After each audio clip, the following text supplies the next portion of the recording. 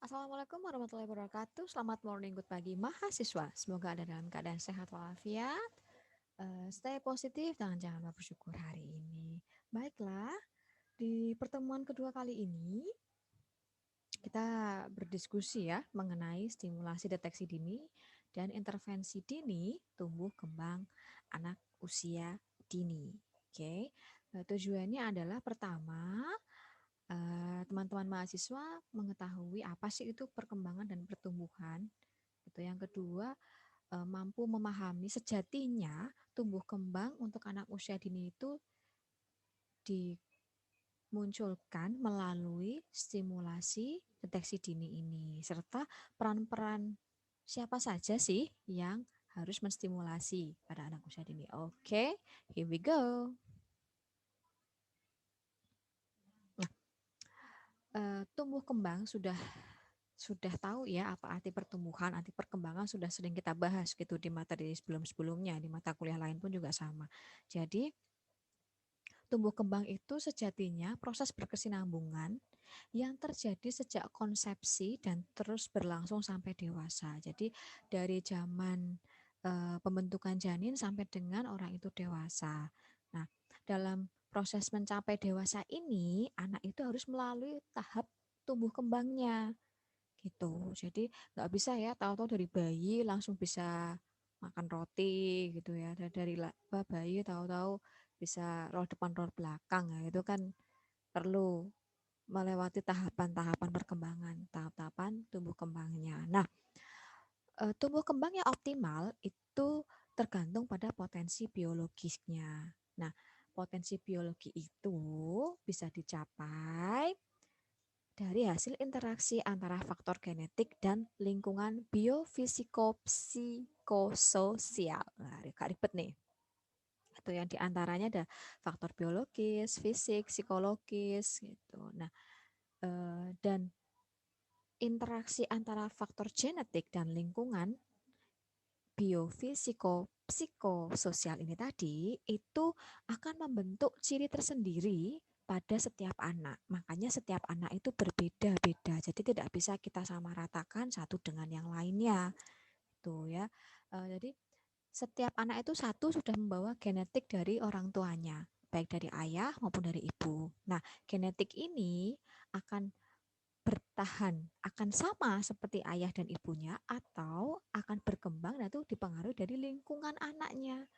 Jadi bukan dari keluarga inti ya, jadi dari teman sebaya, tetangga, kakek neneknya, seperti itu.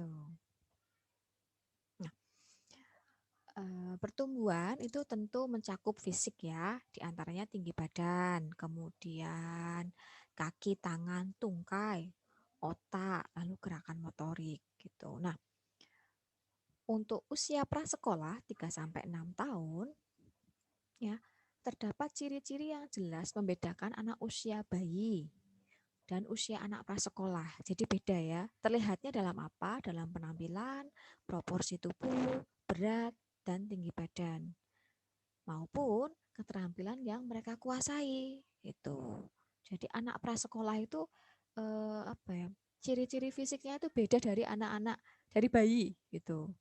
Ya. Nah, anak usia prasekolah itu sudah tampak otot-otot tubuh yang memungkinkan mereka untuk melakukan keterampilan motorik halus maupun motorik kasar. Jadi semakin usianya bertambah, perbandingan bagian tubuh anak juga berubah. Jadi tercapailah keseimbangan. Makanya di sini untuk peran adanya pendidikan anak usia dini diharapkan ini untuk menstimulus, merangsang perkembangan dan pertumbuhan si anak itu sendiri. Ini dari pertumbuhan fisik ya.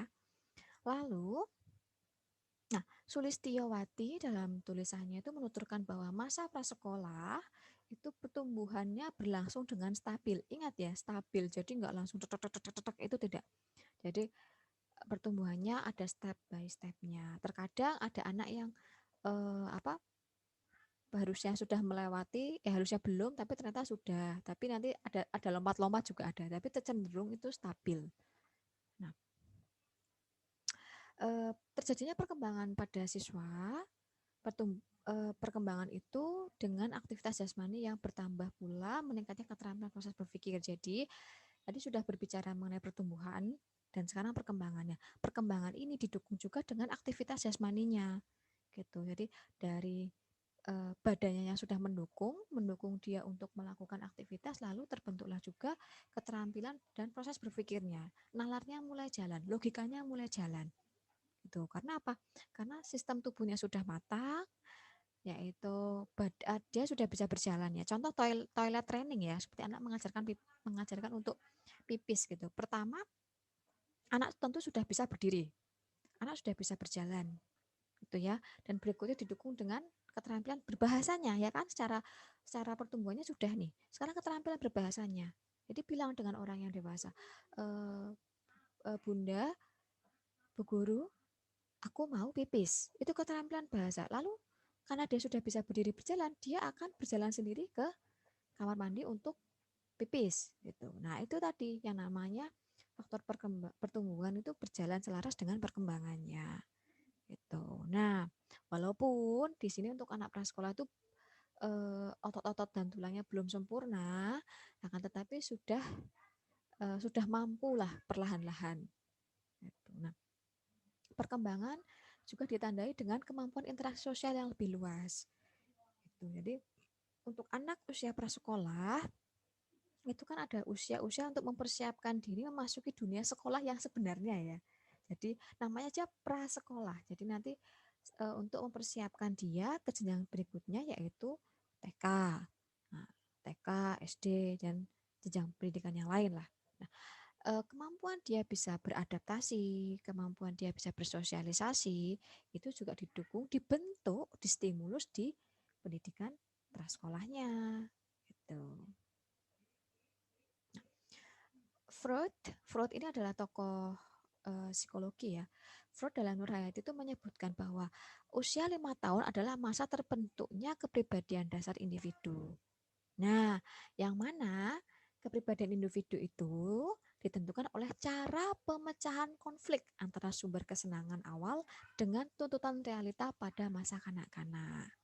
Gitu. Jadi tanpa sadar ya teman-teman itu yang teman-teman lakukan saat ini, pemecahan masalah, kemudian pola berpikir itu sudah dibentuk dari teman-teman ketika anak usia dini. Makanya anak usia dini itu sebetulnya membentuk kepribadian mereka ketika mereka sudah dewasa. Gitu. Jadi stimulus responnya sudah maksimal atau belum, itu akan terlihat sekali ketika dewasa.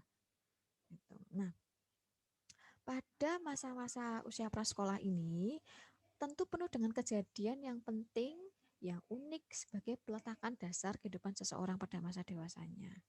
Nah, di sini ya, pengalaman awal tidak akan pernah tergantikan oleh pengalaman berikutnya kecuali dimodifikasi. Jadi gini, pernah nggak teman-teman tuh merasa gini, ambien kayak waktu kecil, zaman cilik kayak nganu ya, pan metik peleme tanggane kue menek disit gitu.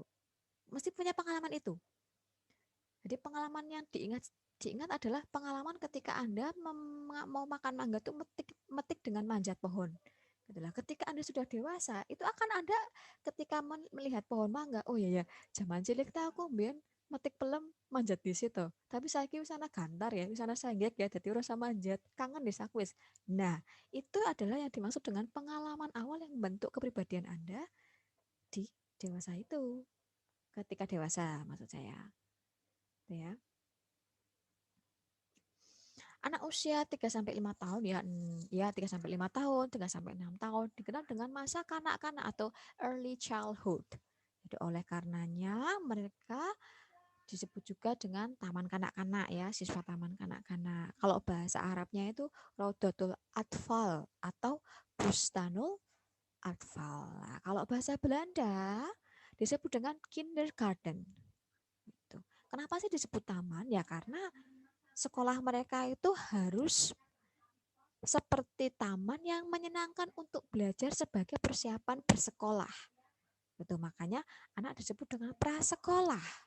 Tapi yang terjadi di masyarakat adalah ketika anak sekolah PAUD ya, sekolah RA gitulah ya, RA PAUD TK gitu malah belajarnya itu sudah seperti anak MI, anak SD gitu. Jadi ketika prasekolah boleh dikenalkan ya, cukup mengenalkan huruf A I U E O, A B C D E boleh. Tapi ketika si anak mampu membaca misalnya, mengeja huruf A, B, C dimanapun dia berada, dan tanpa sengaja si anak itu bisa menggabungkan huruf vokal dan konsonan menjadi kata-kata, itu adalah bonus.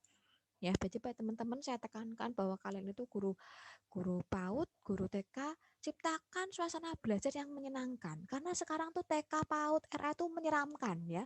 Bukan taman kanak-kanak tapi taman kaplak-kaplak.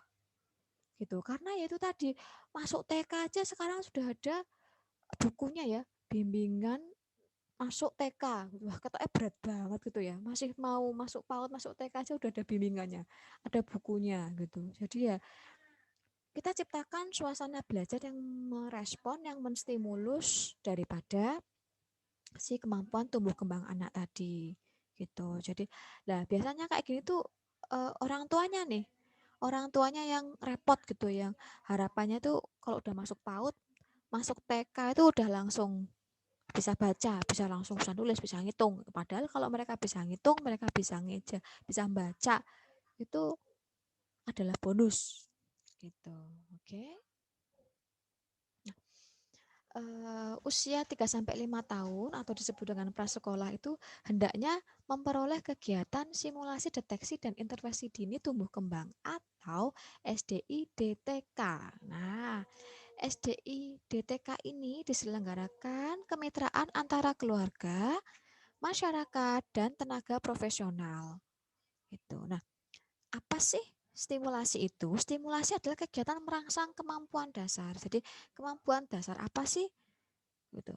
Berjalan, ya, berjalan, kemudian meremas, ya, kemampuan meremas, memegang pensil, kemudian play-doh, lah itu kan adalah bentuk rangsangan-rangsangan motorik anak gitu.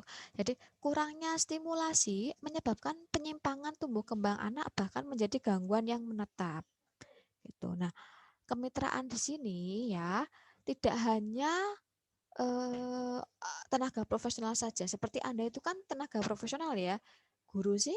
Nah, tapi juga ada orang keluarga dan masyarakat. Yang mana keluarga diantaranya orang tua, pengasuh anak dan anggota keluarga lain. Sedangkan masyarakat ya kader kesehatan, tokoh masyarakat, tokoh lembaga swadaya masyarakat gitu. Jadi stimulasi itu tidak hanya dari gurunya saja, tapi orang tua dan lingkungan masyarakat yang memiliki eh, anggota anak prasekolah ya diharapkan sama-sama memberi stimulasi.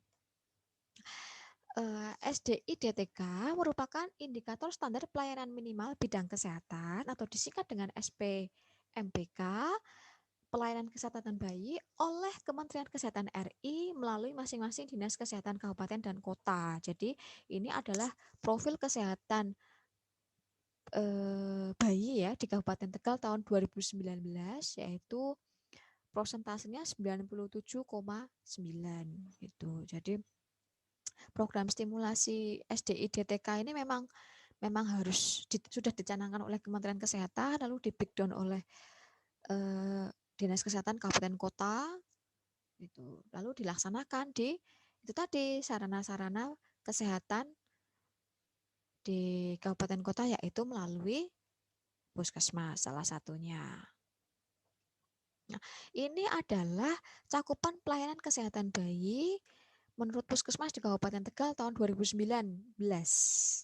Ya, coba kita lihat Kecamatan Selawi. Oh, Kecamatan Selawi itu 94 ya, 94% gitu. Nah, yang paling tinggi adalah Danasari. Puskesmas Danasari, yang paling rendah adalah Pagar Barang. Nah, ini bisa dilihat ya bahwa memang pelayanan kesehatan bayinya itu di setiap eh, kecamatan itu berbeda-beda. Nah, ini kalau Kabupaten Tegal itu maksudnya dinas kesehatannya ya. Nah, itu. Oke. Eh, Cakupan pelayanan kesehatan bayi ini saya ambil dari profil kesehatan Kabupaten Tegal. tahun 2019. Jadi saya kutip-kutip gitu ada tabelnya seperti ini. Nah, kegiatan SDI DTK itu apa saja sih? Jadi kegiatannya itu meliputi deteksi dini penyimpangan pertumbuhan, meliputi pengukuran berat badan, tinggi badan, lingkar kepala, gitu. Kemudian screening mengenai perkembangan anak. Gitu. Jadi yang teman-teman lakukan di sekolah biasanya kan dihadiri oleh puskesmas atau didampingi bidan desa ya. Ini tadi untuk melakukan kegiatan SDI DTK. Makanya dari sekolah pun juga mengusahakan setiap semester itu mengukur ya tinggi badan, berat badan gitu supaya itu tadi mengcross check lah ini anak tuh pertumbuhan dan perkembangannya sesuai dengan kartu menuju sehat ya KMS itu atau tidak.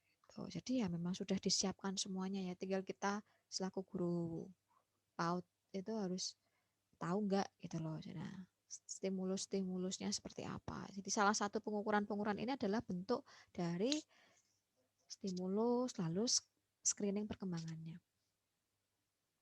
Nah, oke. Tadi stimulus yang diberikan oleh tenaga profesional, masyarakat. Nah, sekarang saya menemukan penelitian ya bahwa eh, peran ayah dan ibu dalam stimulasi tumbuh kembang anak itu sangat-sangat memberikan pengaruh gitu. Contohnya penelitiannya Agrina dalam Susilowati itu menyebutkan diantaranya pekerjaan bapak atau ayah dan lingkungan fisik dapat mempengaruhi perkembangan balita. Ya, jadi lingkungan fisik terkait dengan keterbatasan lingkungan rumah atau alat permainan untuk usia balita dapat menyebabkan proses stimulasi untuk balita menjadi terhambat. Jadi, ya, bahwa pekerjaan orang ayah itu otomatis berpengaruh pada keterampilan ayah dalam mengasuh si anak, gitu. Jadi, em, ketika ayahnya bekerja kantoran, otomatis anak itu melihat ayahnya menggunakan laptop, menggunakan apa, dia lihai. Hanya dengan melihat ayahnya membuka laptop, dia bisa melihat YouTube, dia bisa memutar, menyalakan, mematikan laptop ayahnya. Nah, itu kan mempengaruhi ya.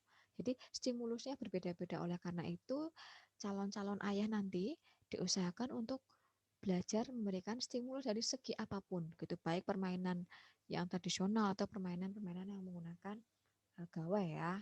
Tentu ada batas-batasnya. Nah, selain ayah, tentu peran aktif ibu itu sangat diperlukan. Terlebih untuk anak usia bawah 5 tahun ya, karena ibu itu orang pertama yang mengajak anak untuk berkomunikasi, sehingga anak itu tahu cara interaksi dengan orang lain. Ibu adalah tokoh sentral dalam perkembangan anak. Dan ibu adalah sekolah pertama anak. Jadi selayaknya itu memberikan pola asuh yang sesuai dengan tahapan perkembangan anak. Gitu. Jadi supaya apa? Itu tadi, nah, seorang ibu yang mengandung, melahirkan, dan anak itu belajar bahasa pertama itu juga dari ibunya. Jadi paham paham percakapan orang lain itu juga pertama dari ibunya. Tuh, makanya teman-teman bersyukur ya jadi guru PAUD itu udah paketnya paket plus-plus gitu loh. Apa? Paket belajar jadi ibu, belajar jadi apa ya? Eh, jadi tenaga profesional gitu. Bisa, wah luar biasa pokoknya kalau guru PAUD TK mah. Nah, oke. Okay. Inilah sumber-sumber dari materi hari ini. Saya ambilkan dari jurnal. Sekian pertemuan kali ini ya. Jadi disimpulkan bahwa memang stimulasi itu sangat diperlukan untuk tumbuh kembang anak usia dini. Nah, stimulasi tidak hanya diberikan oleh tenaga tenaga profesional, masyarakat, melainkan juga keluarga ya. Jadi keluarga itu yang utama adalah ayah dan ibunya gitu ya. Jadi sama-sama untuk memberikan stimulasi dan tidak melulu bahwa pendidikan sudah dipasrahkan ke gurunya, enggak. Orang tua juga harus sama. Hal ini apa? Silakan disampaikan ke teman-teman ketika ada kalau ada di sekolahnya ada program parenting ya. Silakan untuk disosialisasikan mengenai stimulasi tumbuh kembang pada anaknya melalui aktivitas-aktivitas yang menyenangkan tentu. Gitu, oke, terima kasih. Sekian pertemuan hari ini. Jangan lupa laksanakan protokol kesehatan, pakai masker, cuci tangan atau gunakan hand sanitizer, terapkan jaga jarak, kurangi mobilitas, dan hati-hati dimanapun. Jangan lupa ya, iman, imun supaya aman. Oke, terima kasih. Mohon maaf ada salah kata. Wassalamualaikum warahmatullahi wabarakatuh.